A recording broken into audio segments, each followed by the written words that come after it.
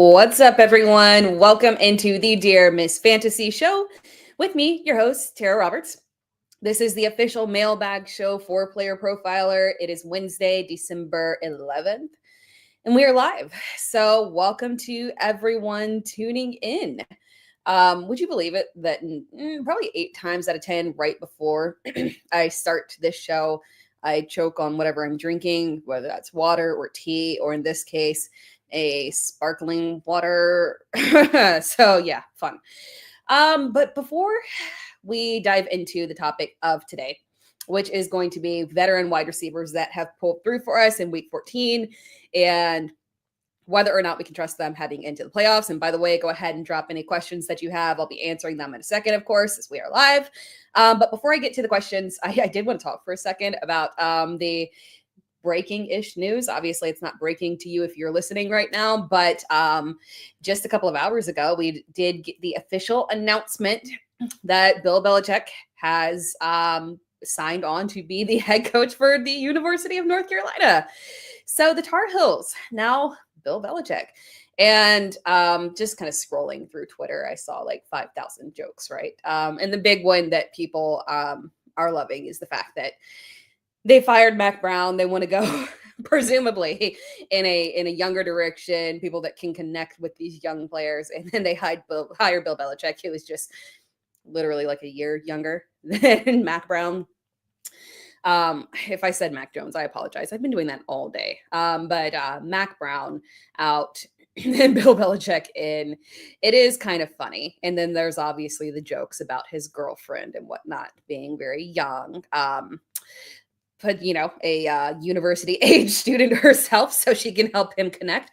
But in all seriousness, I do like this move for both North Carolina and for Bill. For one, if you want, he is arguably one of the best coaches of all times. And if he wants to continue coaching, obviously things weren't going in a positive direction in New England and they needed a reset.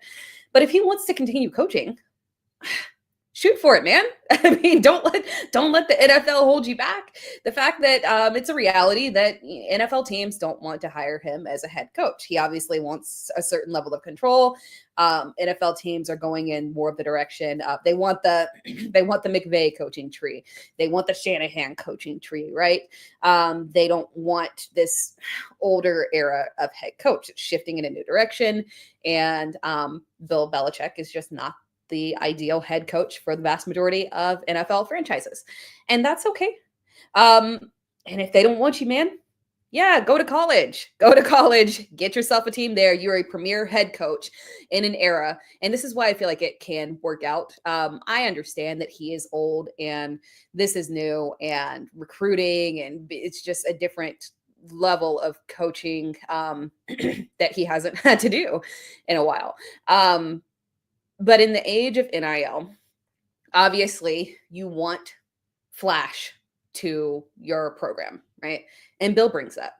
So I think there will not be any problem for him being able to recruit people to North Carolina. I think that the prospect of players wanting to play for a guy that coached Tom Brady to multiple Super Bowls, yeah, absolutely. Kids are going to go for that. There are tough head coaches out there. You don't have to be a young player's coach. There are different ways that you can bring people into a university. And I think it's a decent move there. I feel like with North Carolina, you kind of got to remember, and me being a Clemson alumni and Clemson girly, I do in fact know this. North Carolina is not a flashy premier program. I remember when they hired Mac Brown and I was like, that was an excellent move for them. It was a flashy move.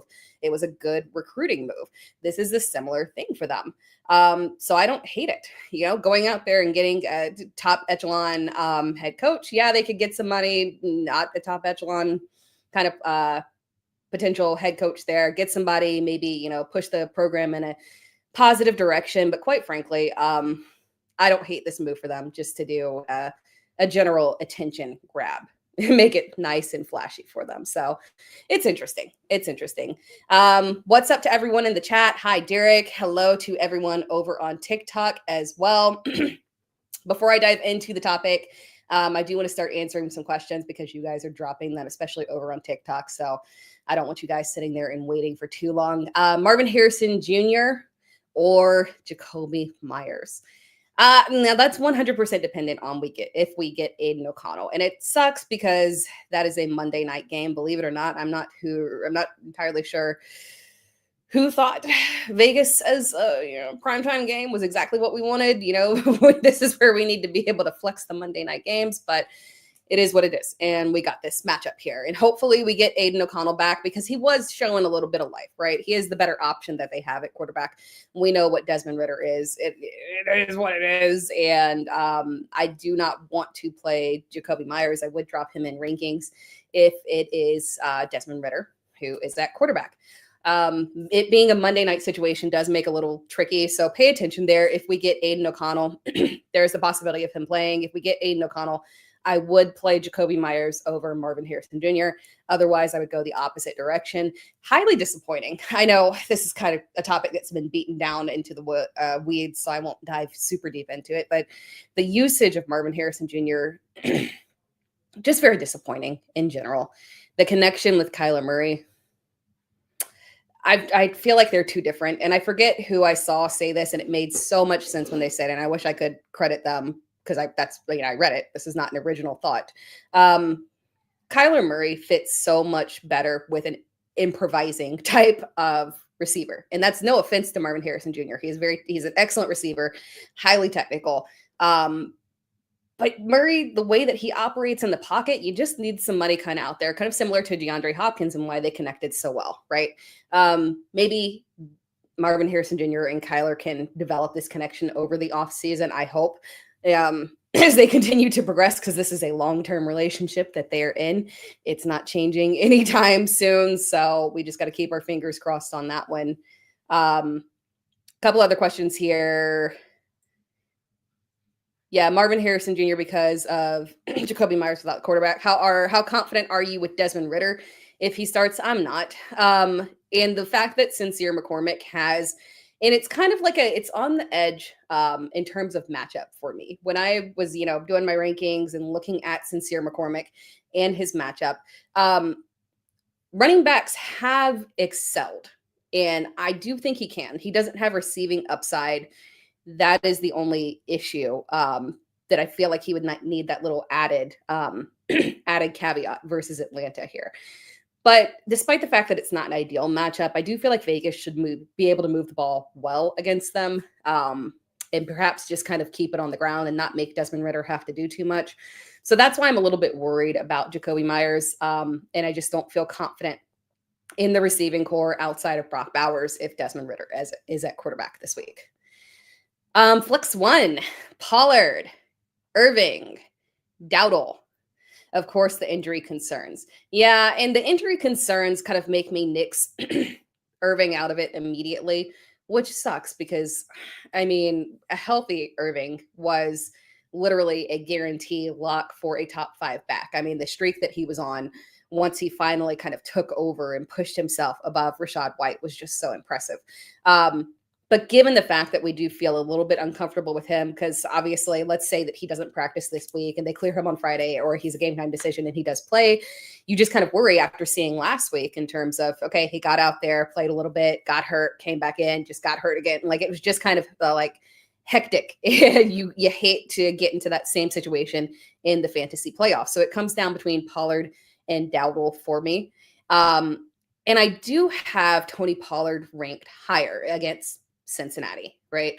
I like this matchup for Dowdell. I love it, actually. Carolina run defense has not been very good this season at all.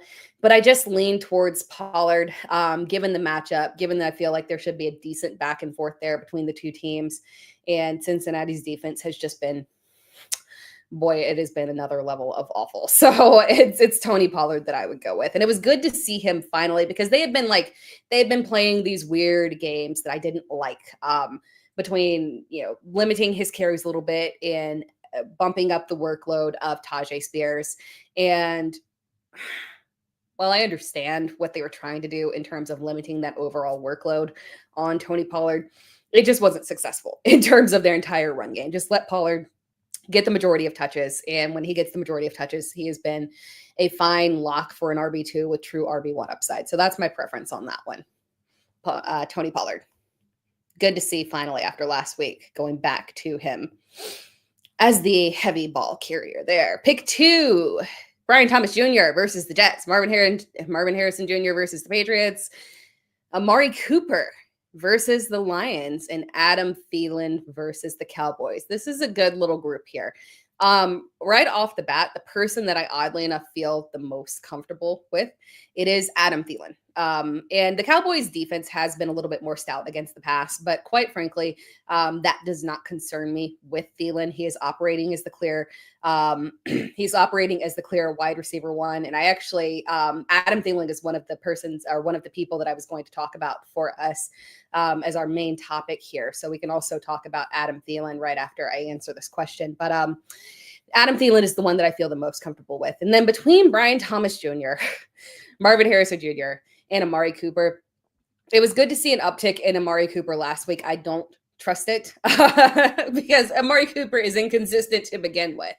But the level of inconsistency that he has had here with the Bills, I cannot trust it at all. I hate the matchup here. I can still see Josh Allen having an overall wide receiver 1 week here, but I don't love this specifically for Amari Cooper. Between Marvin Harrison Jr. and Brian Thomas, the second one that I would go with is Brian Thomas Jr. on that one. Mac Jones has been able to supply enough volume. Sauce Gardner, apparently, I think he is practicing. I should have paid attention a little bit closer to those updates that came through. I focused more on the Breece Hall update, to be honest, of the words, quote unquote, him struggling. That's a concern. I mean, I don't have any Breece shares, so that's not a concern for me. Makes obviously Braylon Allen and Isaiah Davis interesting, both of whom fine pickups if you're trying to make any waiver wire claims and you need to grab anyone and they're left on there, or maybe your waivers run on Thursday. Definitely look at Isaiah Davis for sure, just because it's looking like Breece Hall potentially not playing this week, and the fact that they're not in contention. And this is what I was worried about last week. This is exactly what I was worried about last week, even though they said it was more of a short term, like maybe 1 week kind of thing. When you're completely out of playoff contention and you've got this young back that's dealing with an injury, you truly have no incentive to push him back and hurt your asset there. So I'm not feeling too positive about Breece this week, to be honest. So when we're looking at that, sorry, I went off on a tangent there versus the Jets in general. But the Jets defense, Sauce Gardner potentially coming back this week, but even then, so they have been beatable through the air. Mac Jones is obviously Mac Jones, but he's been supplying Brian Thomas Jr. Okay, so we still feel comfortable with him. He is a wide receiver too, so it's all good. That was a long-winded answer to the question of picking 2 between Brian Thomas Jr., Marvin Harrison Jr., Amari Cooper, and Adam Thielen, and it was Thielen and Brian Thomas Jr. But going back to Thielen real quick here, Adam Thielen really, really pulling through for us over the past couple of weeks. Week 14, 9 receptions, 102 yards on 11 targets. Shout out to my boy, Bryce Young. They made fun of you when you got benched, but now you're back and you're looking better than ever. I'm so happy for Bryce Young. Side note, yeah, just so happy for Bryce Young, looking like a completely different quarterback. I still do not condone the benching with the rhetoric that they had around it. If you're going to bench, just show level of positivity around Bryce Young, show support for him as an organization. I just hate the way that the Panthers did that. In Indianapolis too, when you bench these young players, if they just need to take a timeout and regather themselves, say that. Stop using weird language as if you're prepared to move on from them and abandon ship, and you've literally given them barely a season to prove themselves. So yeah, Bryce Young looking fantastic. The connection with Adam Thielen is real, but the connection is not new. We saw this last year in 2023.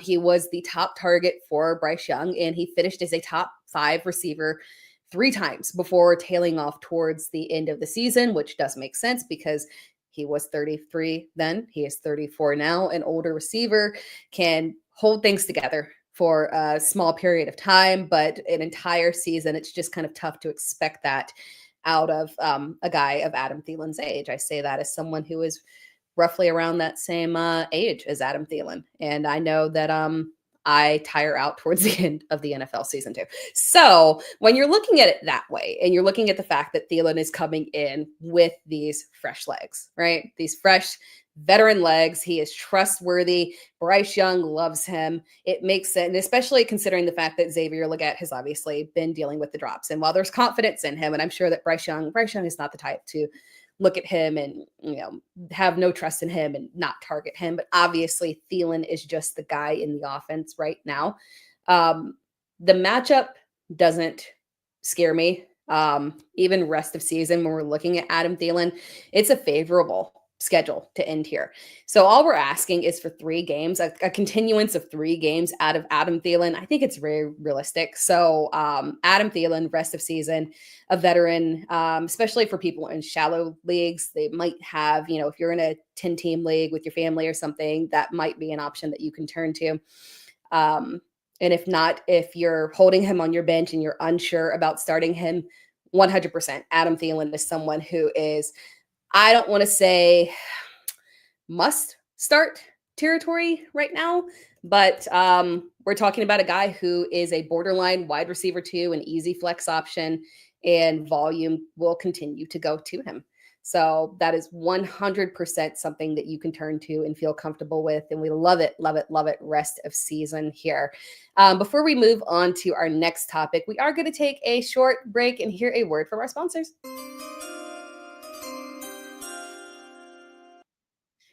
And we'll be right back after this.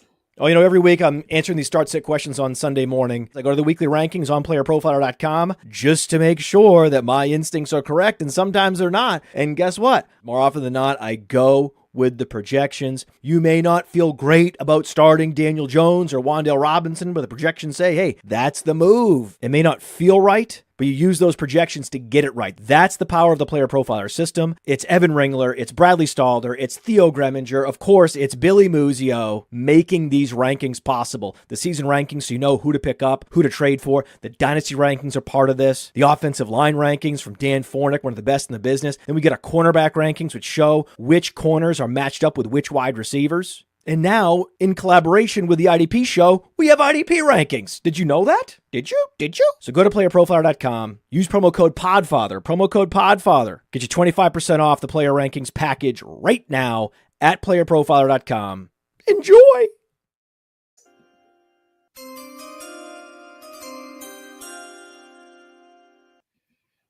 All right, we are back. Getting some more questions here before we talk about more of these fantastic veteran wide receivers that have been pulling through for us coming off of a strong week 14. Spoiler alert, I am going to talk about the Miami receivers. I am going to talk about Jerry Jeudy and talk about the New York Jets as well, time permitting, of course. Going with Herbert or Baker, and also LaPorta or Andrews. So Herbert or Baker, that one for me is definitely, it's Herbert with the caveat of Ladd McConkey back.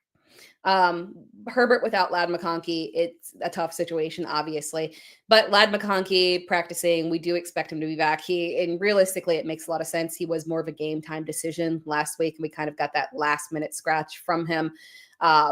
Just as he was warming up, couldn't go. So you would think him being closer, practicing in a limited capacity last week, should be good to go this week. So assuming that we do get Ladd McConkey back, Justin Herbert for sure. And obviously those are both, they're playing each other. So it is a afternoon game. So you can make that decision as soon as we get that Ladd McConkey news. So you don't have to worry about trying to figure out timing or any of that. And then LaPorta or Andrews, I would go back to LaPorta on that one. And honestly, it's super close between the two of them. I just lean Sam LaPorta literally by one spot, separating them, just because I feel like this is a game where versus that Buffalo defense that has a strong secondary can lock down a Amon-Ra St. Brown, potentially a Jameson Williams as well. Although I do, I'm kind of like borderline on Jameson.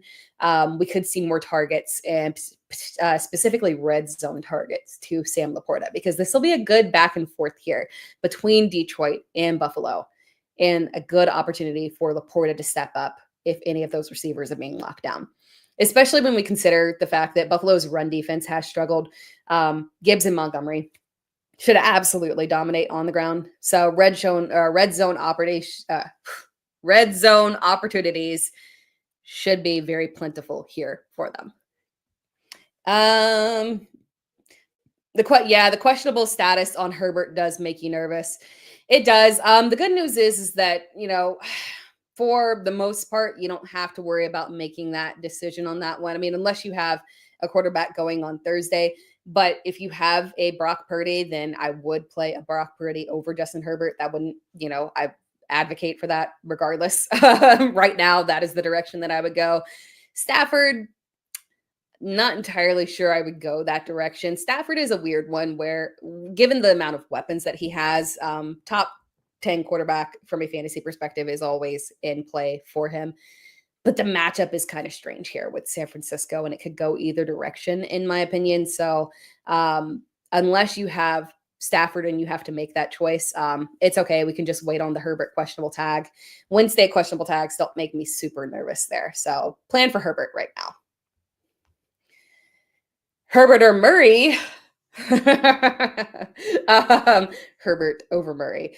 Kyler Murray, good matchup against New England. I laugh because Kyler Murray has been incredibly frustrating. And I have let me tell you guys, I have a dynasty league where I have been waiting for my moment in this league. And this was the moment right here. My team got off to a shaky start because of injuries, but then really pulled themselves together. I had Chase Brown, him getting that RB1 job, just really started pulling things together for me. Jerry Jeudy is a wide receiver that I have on that team. So back half, my team just started pulling together and became one of the higher scoring teams in the league. And I was feeling super confident. I was like, okay, I'm getting in. I'm going to be the 6th seed. I'm feeling like this is my year to win. And I have been advocating for playing leagues with where you either have median or you allow the 6th spot to go to the highest point scorer. I've been advocating for that. It has saved me multiple times. I got into a league this year off of points scored. I love league median. Now, this league in particular, that should have benefited me because I lost a lot of close games. But I was this close with someone, this close. And I forgot that I had put in, it's a deep league, and I forgot that I had put in Romeo Doubs in my starting lineup because I had set it earlier in the week to be responsible. I was being a responsible fantasy manager, and I set that thing on Monday, and I was like, I'm not going to get got. And I assumed that Romeo Doubs would be back, and I completely forgot that man was in my lineup, forgot to pull him. I missed 6th place in points scored by 4 points. It was literally Romeo Doubs being in there. Now, I went off on this tangent because the quarterback was Kyler Murray. And even though I started Romeo Doubs, I expected more points out of Kyler Murray. So ultimately, I don't blame myself for putting Romeo Doubs into the lineup and leaving it there and forgetting. Really, I blame Kyler Murray for not coming through with just 4 more points. Kyler, you couldn't do that. He's been so frustrating. Sorry for my Kyler Murray rant. But it was on my heart. It's been weighing on my heart this week. It's so difficult to trust him. It is so frustrating. You see what should be a good matchup, but you look at it and you're like, can I actually trust Kyler Murray? Can I trust him to not throw multiple interceptions? Like, can you not do that? Can you be a little bit more careful with the ball? Can you target your wide receiver one a little bit more? You can get you hope for a top 5 finish, and at the same time, he can give you a bottom 8 finish, unfortunately. So it's just such a night and day thing with Kyler Murray. You want to take that risk with him, but ultimately he's just a borderline QB1 that you start if you have to, or you pivot another direction if you're terrified of him ruining your day. New England is a good matchup there, but ultimately the trust level that I have in a matchup with Justin Herbert against Tampa Bay, the Tampa Bay defense with Ladd McConkey is just too good to pass up. So Herbert is my preferred option, top 10 option there, in my opinion. We just feel a lot more comfortable with it. Yes, my Kyler Murray rant. Oh, no. You got caught with a goose egg from Pickens this weekend. Yeah, we in the game time decision. We got bamboozled on that one. You got bamboozled on Pickens. It was sounding more like Ladd McConkey was trending towards playing. So that one was another one that could have bamboozled you. Maybe you were able to pivot to last minute of Quentin Johnston, but obviously he's somebody that is decently rostered as well. And there were truly no other options. So it is these last minute injury things have just been very, very frustrating. Always remember to check your lineup last minute. I'm going to show this comment because someone said I'm being too nice on Murray. You're right. I do tend to be too nice on him. I defend him because he's short and I'm short. And so I feel like we are two short people that I have to defend. But you know what? You're right. I need to stop the niceness with Kyler Murray and the optimism because it is incredibly frustrating. Do we think that Guerendo is a better option than JT? Yes, 100%. If Guerendo plays, now obviously, now granted, we don't have to worry about any kind of game time decisions or anything because it is a Thursday night. So if you're deciding between Guerendo and a player that plays on Sunday, obviously you can make that decision on Thursday if we get the A-OK from him and 100% good to go. My preference would be a healthy Isaac Guerendo compared to JT. I don't like the matchup here. Jonathan Taylor makes me very worried here. We got a waiver question because someone's got Thursday waivers. I have a Thursday waiver league, and that is my preference. I like an extra day just in case, right? Especially because it gives you extra. So yeah, if you want to things that you want to advocate for, like just random aside here, if you're commissioner or if you're talking to your commissioner heading into next year, things you want to advocate for, medium. The league median, you also want to advocate for that. That's my preference. If not the 6th spot for the playoff team going to the highest points scored, you just have to make sure that everyone is aware of that. Otherwise, you can get some hurt feelings on that. I've seen it happen.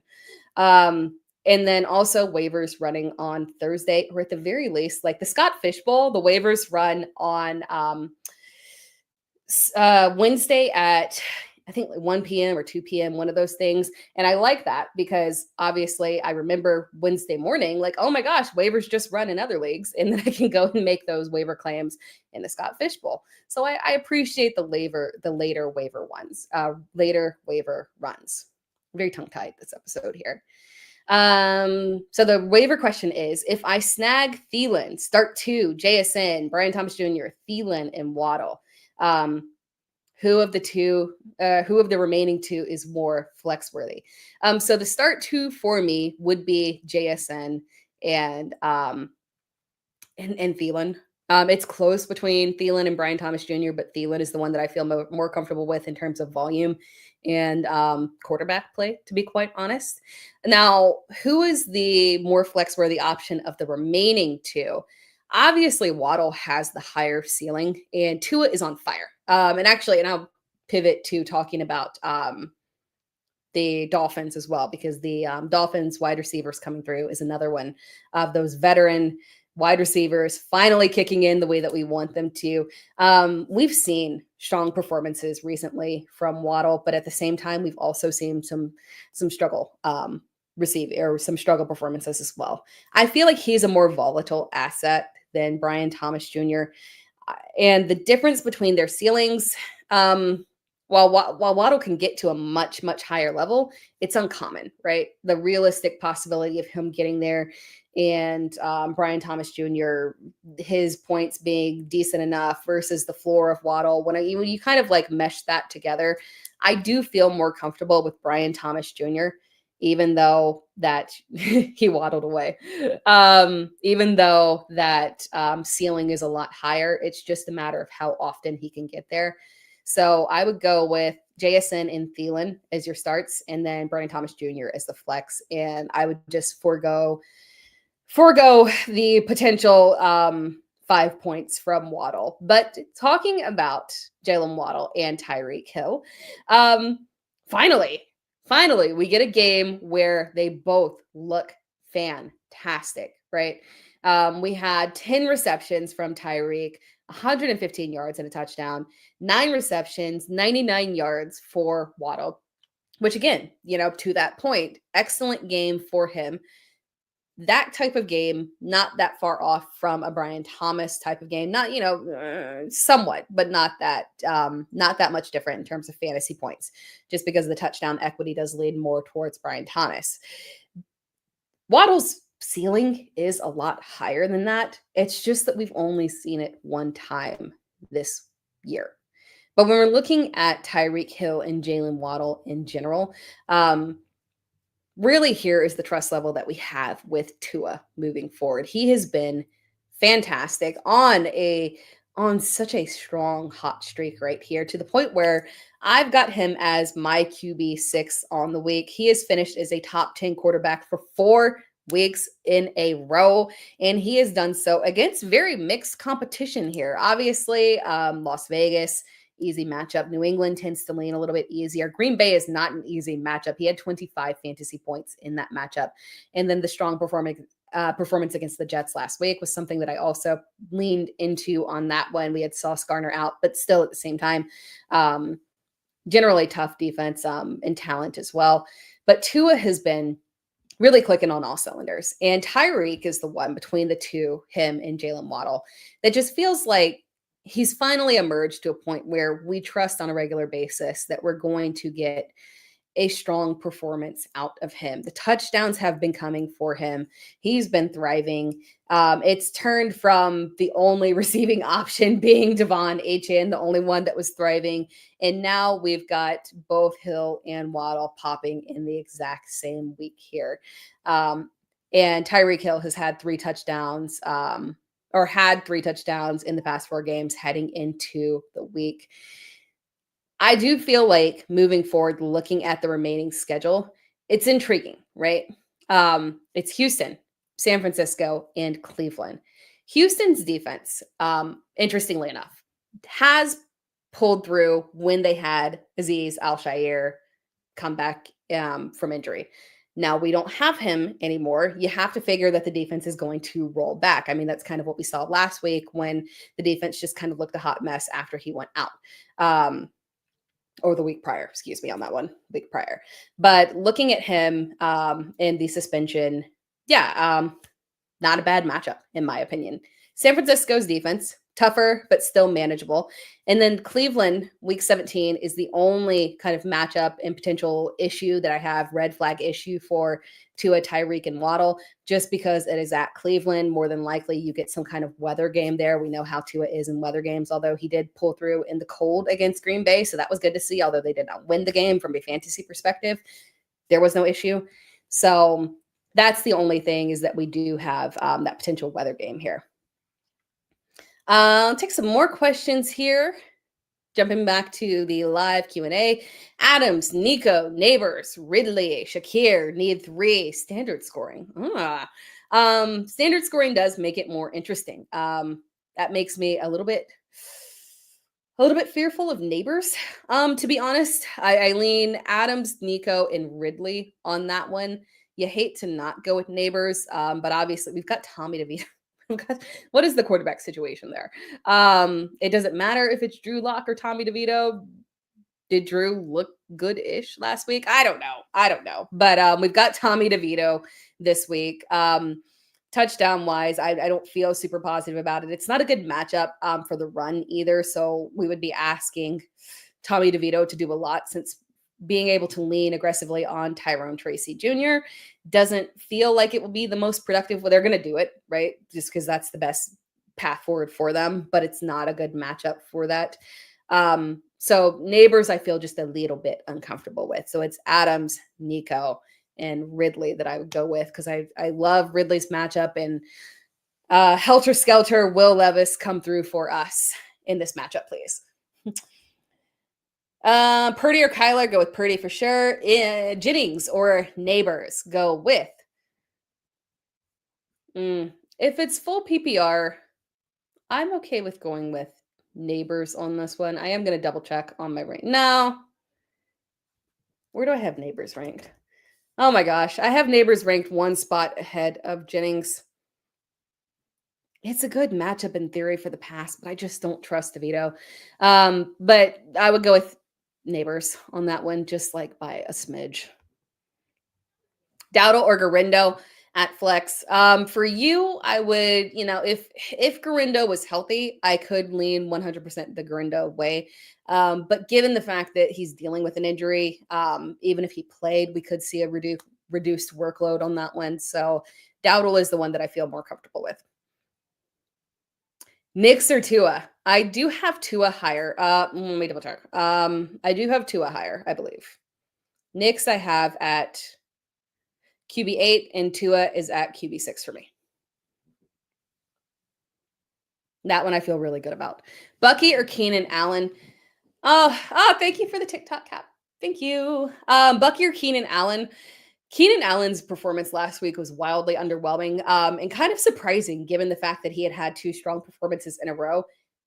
I do like this matchup for him. Again, we've got another injury situation. If we got Bucky, Irving cleared and good to go on Friday, I could lean that direction because he is fantastic, but I can't deal with another game time decision.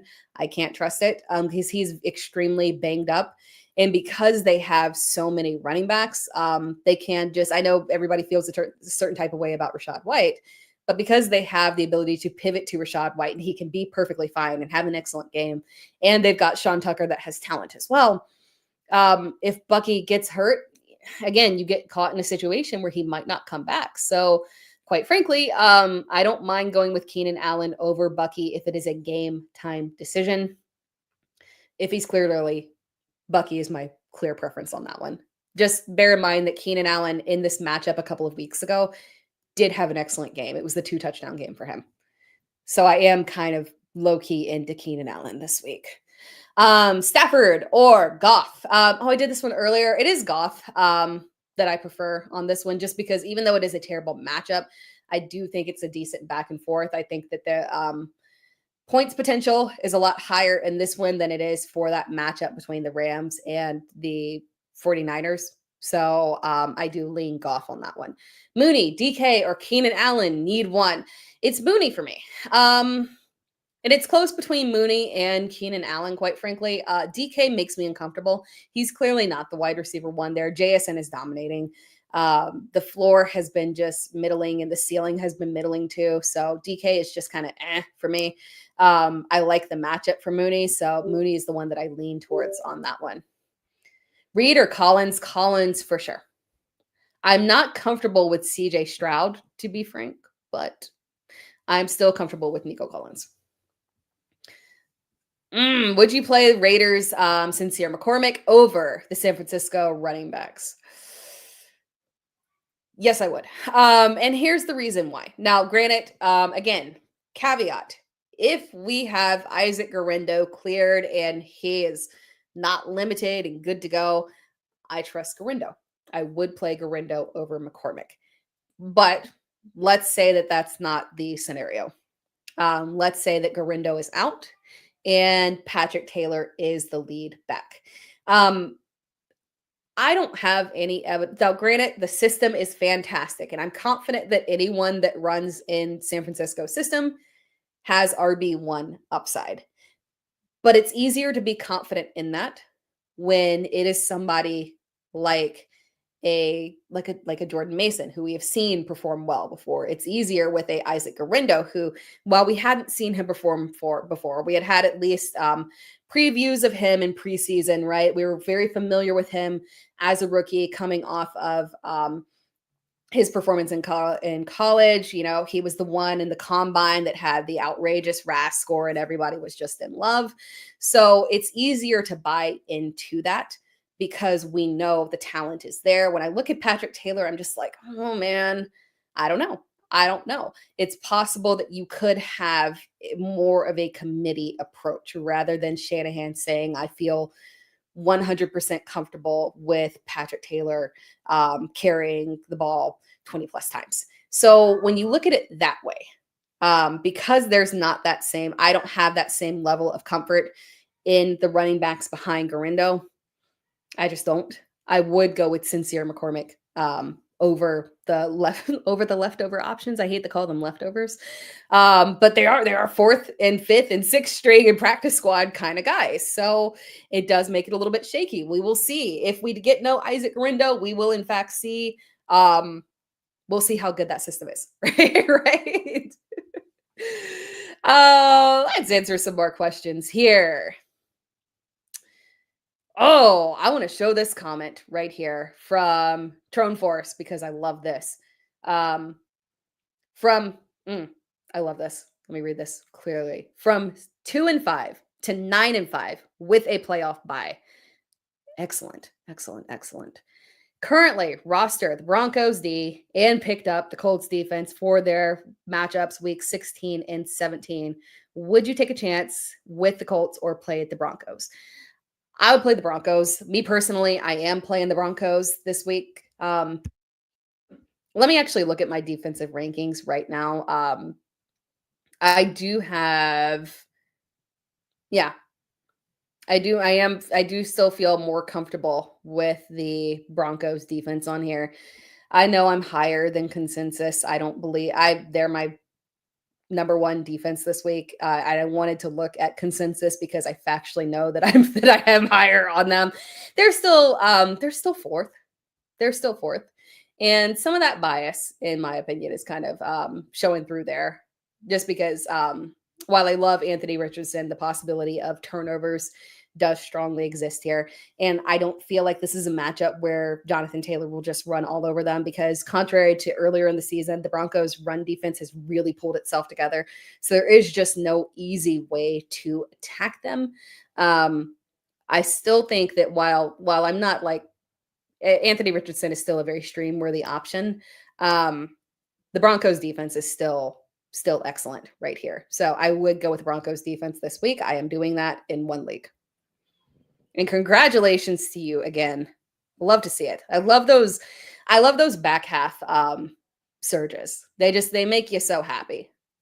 They make you so happy because it's the effort, right? It's easy when you start off the season and you've got your Saquon Barkley and you're set it and forget it and you're good to go. But there's something special about fantasy football and clawing and scraping and hitting the waivers and getting creative in order to push yourself to the playoffs and a playoff bye for you. So congratulations on that one. I had one where I was scamming and scheming to get into the playoffs and I did it. So it always feels more fun that way. Brian Thomas Jr. or Cortland Sutton. Cortland Sutton for me. Again, I have become a Bo Nix supporter. I won't say truther, supporter on that one. And Cortland Sutton, full believer on that one. He's just, regardless of quarterback, he has thrived as much as humanly possible. And the connection with him and Bo Nix has been very strong, very real. The way that they developed it and really leaned into him as the clear wide receiver one, because Sean Payton was playing some games earlier in the season, trying to kind of figure out the receiving core. And then he realized, like, this is it for us. Like, we have to hyper target Cortland Sutton. That is the way to win. So yeah, Cortland Sutton for me is a weekly must start. No questions asked. 100%. Thoughts on Keenan Allen? I did this a little bit earlier, but Keenan Allen, I am teetering on this week because coming off the bad performance, you want to instinctually say, okay, it's Keenan Allen. He's back to being, having these middling performances. Can we trust it? No, I don't feel super comfortable with it. But this matchup right here against Minnesota is actually pretty decent for him. Just because we've seen this with Caleb Williams multiple times where if they are playing from behind, they will push aggressive volume in the second half.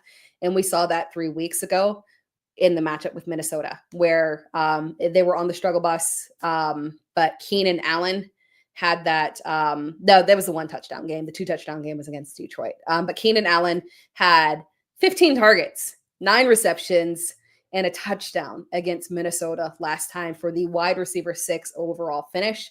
Granted, those were slightly different times as this offense continues to develop in the back half of the season. At the same time, I am very interested in Keenan Allen as a flex option this week. Cooper Kupp or Isaac Guerendo. I would just go ahead and go with Cooper Kupp on that one. Matchup again is kind of like, right? San Francisco's defense can pull itself together and perform well, especially with Brock Purdy bouncing back last week. Just the overall team concept, just a lot better. That said, it's still Cooper Kupp. We've got Isaac Guerendo dealing with the injury. Unless we got 100% clearance that Guerendo was going to be good to go, and there's no issue on that one. Which we probably, okay, it's the same game, so we'll get, but it just feels uncomfortable for me when I'm looking at Isaac Guerendo. We're feeling positive about it. We're keeping our hopes up on this one. He's logging. Did he log a limited practice today? No, I don't think that I don't think that I saw that it was limited or anything. I don't think I saw the updates before I came in on the show. So we still need to kind of temper our expectations on that one. Sorry, you guys can hear a dog losing its mind in the background, potentially. Debo, Keenan, or excuse me, Debo, Keon, or Ricky. Oh, honestly, it's kind of Keon for me. I whisper it that way just because first game back, it's going to feel uncomfortable. But from all accounts, from the way that it's looking, he could have theoretically gone last week. They opted not to, right? More of a game time-ish decision and just said, okay, nah, we're going to give it another week. So when we're looking at him heading into this week, he seems healthy right now. It's Wednesday. We are looking at him as not a questionable situation heading into the weekend. Full practice, no issues there. So I do feel confident that we're going to get a full snap count of Keon Coleman.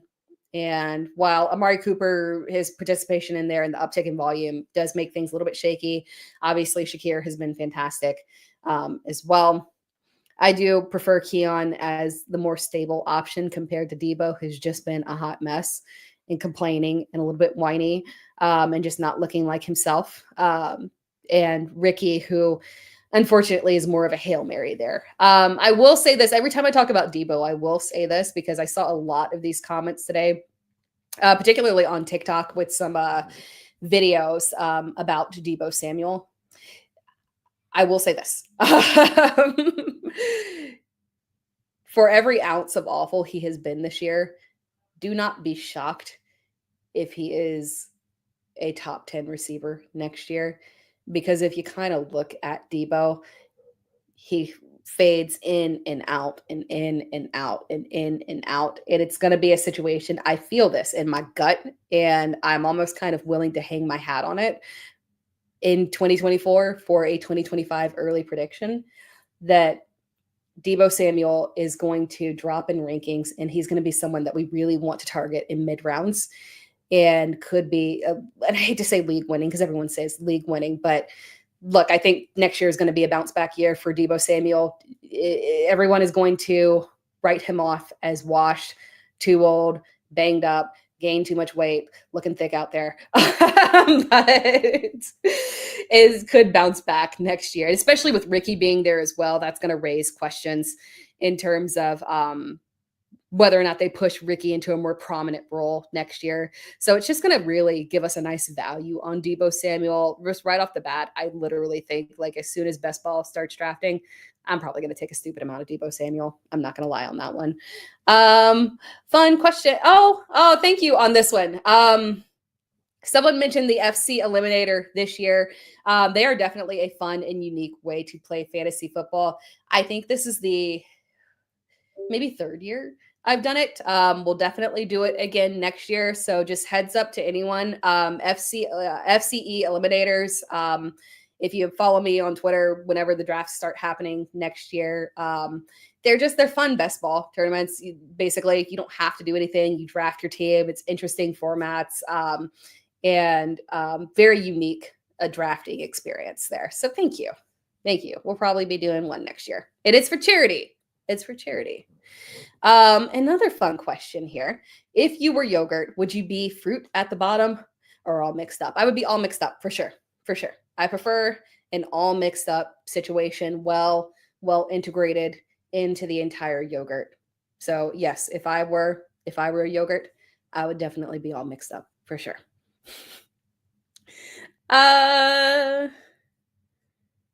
Nice. Picked up the Green Bay defense comment. Picked up Green Bay defense for week 16 since you have the bye in one league. Yeah, bye week people be planning for next week. Green Bay's defense is always a fun one because even regardless of the matchup, with the addition of, and I'm a Packers fan, so yes, FYI, with the addition of Xavier McKinney, which was like just such an amazing signing by the Packers. The turnovers have been shooting through the roof. Interceptions. They've also been doing well on fumbles. That has nothing to do with Xavier McKinney, but just really the defense has been absolutely turned over into a turnover machine. Even in this week with the matchup with Seattle, I still have them ranked as a top 12 defense just purely based on the turnovers that they can force there.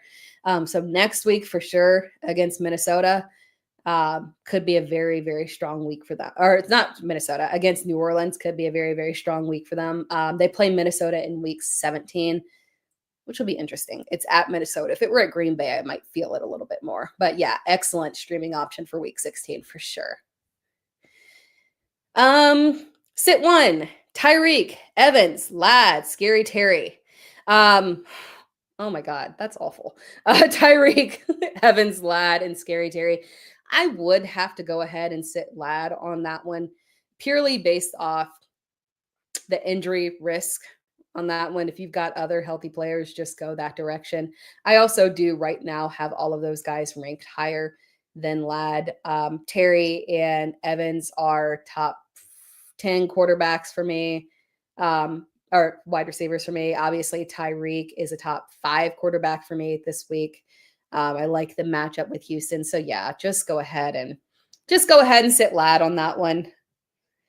We're gonna do about 8 more minutes of questions here. We'll see how fast I can go.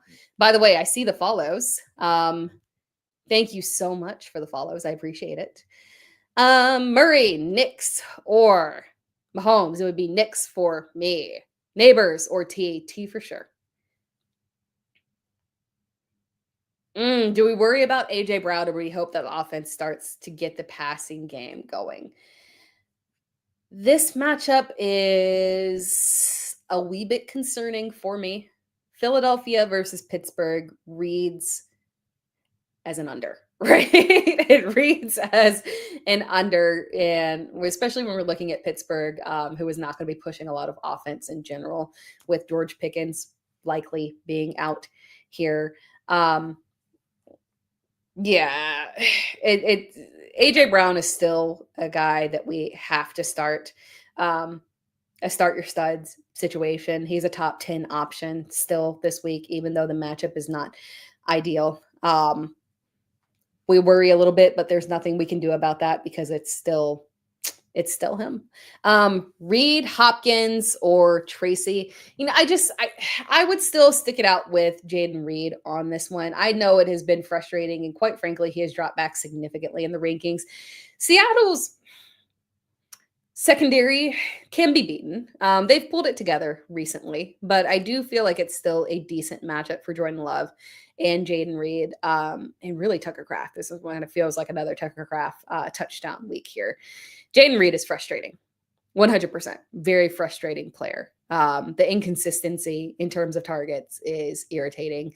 Hopkins is probably theoretically the safer option, and Tracy will have volume, even though it is a tough matchup.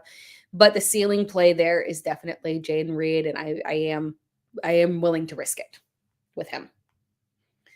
I just realized the second part of that question with the the wide receivers one, there was a kicker question between Fairbairn and Aubrey on that one. I kind of lean towards Aubrey on that one, like by a smidge.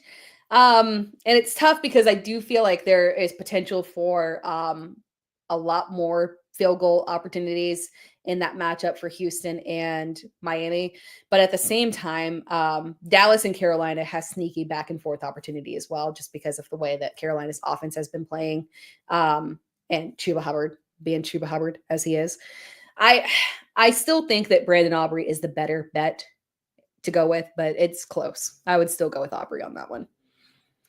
Kyron, Connor, Aaron Jones, pick 2. Ugh. Okay, so Kyron for sure. I never, ever, ever, ever, ever, ever, ever, ever, ever sit Kyron, ever. Between Connor and Aaron Jones, I do lean towards Connor. The matchup is intriguing. Hold on here. I think I don't know if you TikTok people can hear me because I had to verify that I am still active. TikTok kind of flags you once you go past an hour on that one, which I didn't know we were at an hour. Oh my goodness. Okay. But again, on that one, when we're looking at, lost my train of thought there. Of course I did. We're looking at Aaron Jones. It's an excellent matchup. Excellent matchup. But it's difficult to trust Aaron Jones because he has not looked like himself, if we're being honest there. And we do have a barometer game because they just played, right? And he did have 18 fantasy points. He did have a top 10 performance there. So you feel good about it. The amount of carries that he got was excellent, right? He had 22 carries, over 100 yards, got a touchdown. Touchdowns have been flowing for him. So that's the positive there. The floor has been very solid, at least recently, that he's not going to destroy your fantasy week. At the same time, his efficiency just hasn't been there. Carries have been suspect. So he's just the more volatile asset. Connor is a lot safer. So it's Connor that we go with. He's got the better floor. They have a very similar upside, and Connor's also got a good matchup. So it's Kyron and Connor that we would go with there. Flowers, JSN, Sutton, St. Brown, London, Thielen, pick 3. So we're not sitting JSN right now. So we want to go with JSN. I already talked about Sutton and my love for Sutton there. St. Brown compared to London is interesting because I feel like this does profile as a Drake London bounce back game. He is a top 12 receiver for me. I hate this matchup for Amon-Ra St. Brown, but it's the fantasy playoffs and I can't sit Amon-Ra. So I would advise you to go with Amon-Ra, Sutton, and JSN. For me, they're all actually ranked top 10 or no, top 12 receivers. Top 12 receivers. McCormick, Tracy, or Pacheco. I would still go with Tracy over McCormick. Again, Tracy, not a good matchup, but he has receiving upside. So bear in mind that it's not all is not lost, even though it's a bad matchup there.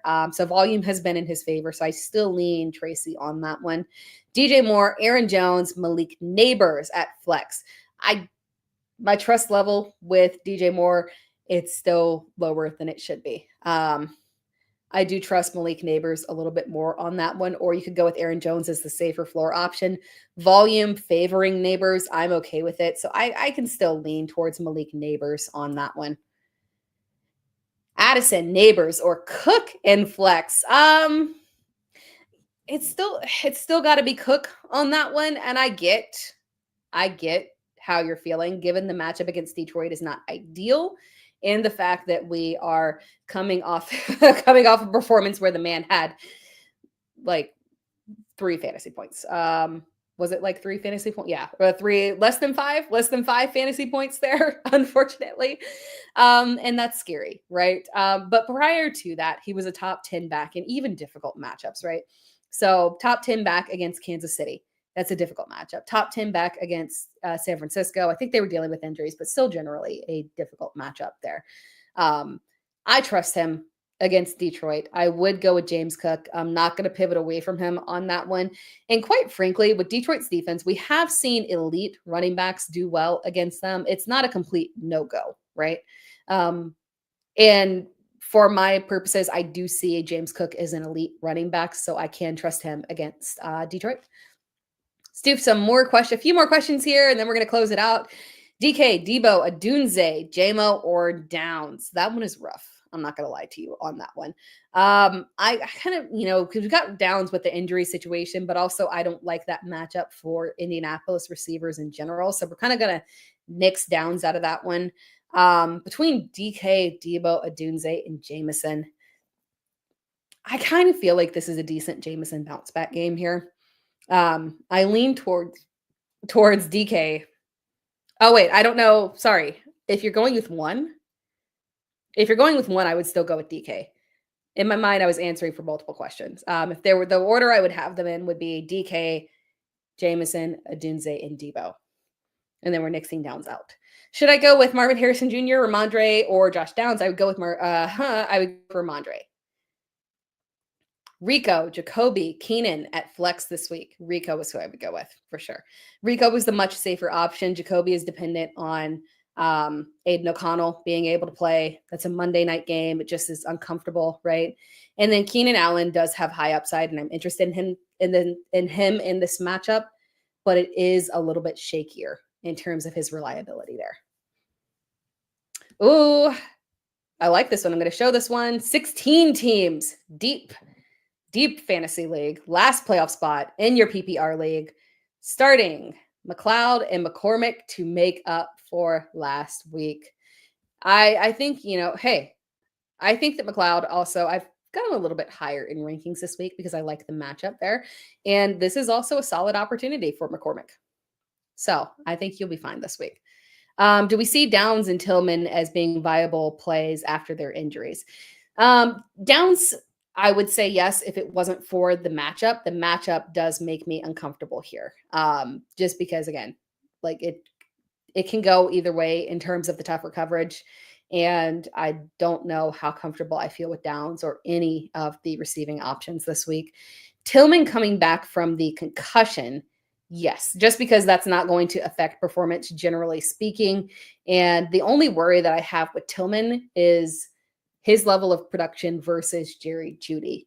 Because even when we saw them back in the one game that we had where they were both fully in play, no injuries, Jeudy did outperform him. So the way that Jeudy has been clicking, that connection with Jameis, I do kind of feel like Jeudy will still outperform Tillman, and Tillman is more of a flex option, maybe not the wide receiver one anymore. Are we worried about Guerendo not playing? I am. I'm still worried about Guerendo. So stay tuned on that one. Monitor it closely. If he is a game time decision, wait till the last minute and see if we get any news of potential limitations for him. And if not, and we get cleared early, then I would start him.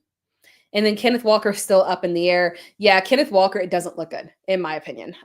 So if you got Charbonnet, prepare to have him this week. And if you got Kenneth Walker, prepare to pivot in another direction. One more question here. Would you drop Marvin Harrison Jr. for Thielen or Mooney? Oh, that one is perplexing. Let me actually look at that one. Is kind of more of a rest of season. Now, technically speaking, it's win or in. So rest of season, generally speaking, you're just kind of, yes, rest of season, but we are trying to plan appropriately. Marvin Harrison Jr.'s schedule is very friendly. These are friendly matchups for Kyler Murray rest of season. So dropping him for Mooney, I don't know if I can do, because I'm ranking them very close this week regardless. I would probably still lean towards Mooney. I would drop him for Thielen. I would take that. I would still lean towards Marvin Harrison Jr., but I would drop him for Adam Thielen. I know it feels uncomfortable. It feels weird. We did see the potential ceiling for Marvin Harrison Jr., but it was so long ago and it's so untrustworthy. And when you're looking at Thielen and what he brings, yeah, if he can pull it together for the remainder of the season, yeah, he has. I feel like I'm like stuttering on this one, but because it feels weird to say, yes, I will drop Marvin Harrison Jr. For Adam Thielen. It feels weird to say that, but I do think that Thielen has the higher upside rest of season. So yeah, if you want to do it, I will co-sign it for you. One more here. Tua, Knicks, or Purdy? It's Tua for me. We're going with Tua. We may have Sauce Gardner back this week. It's a possibility there. Doesn't matter to me. We're still going with Tua. He's on fire. Top 10 every single week for the past 4 weeks. We can't pivot off of it. All right, guys, that wraps things up. I appreciate you all tuning in. Fantastic questions, fantastic audience. As a reminder, please be sure to, this is a podcast because I know you're all watching on YouTube and on Twitter and on TikTok, but it is a podcast. So if you're not subscribed to the Dear Miss Fantasy podcast on any of your podcast platforms, that would be greatly appreciated. Thank you so much. And making sure that you're also subscribed to Player Profiler as well. And then if you're in the mood for one more follow or subscription, you can always follow and subscribe to me at It's Tera Time, ITSTERATIME, literally everywhere. YouTube, Twitter, Instagram, TikTok, wherever, we're there. Other than that, appreciate you all tuning in. We are officially at the playoffs. Oh my gosh. Thank you for the gift. I appreciate that. Good luck to everyone. I hope that you all win and you will be back here next week asking questions because you have moved on to the second round or you got your buy-in. It's your first game and it'll be very exciting as we're all celebrating our victories heading into week 16. So good luck with your lineups. I will see you all again next week.